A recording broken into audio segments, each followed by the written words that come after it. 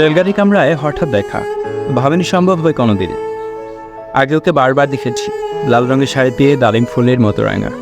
আজ পড়েছে কালো রেশমের কাপড়, আজল তুলেছে মাথায় দোলন চাপার মতো চিকন গোল মুখখানি ঘিরে।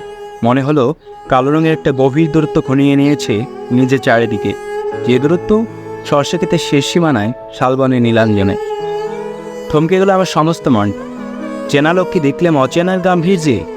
হঠাৎ খবরের কাগজ ফেলে আমাকে করলেন নমস্কার। সমাজনীতির পথ খুলে গেল। আলাপ করলাম শুরু, কেমন আছো, কেমন চলছে সংসার ইত্যাদি।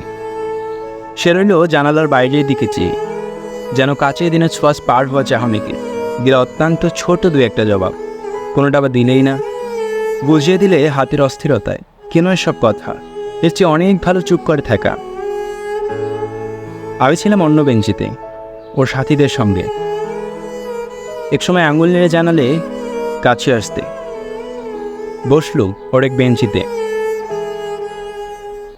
গাড়ির আওয়াজের আওয়াজ মৃদু স্বরে বললে, কিছু মনে করো না, সময়ের কথা সময় নষ্ট করবার।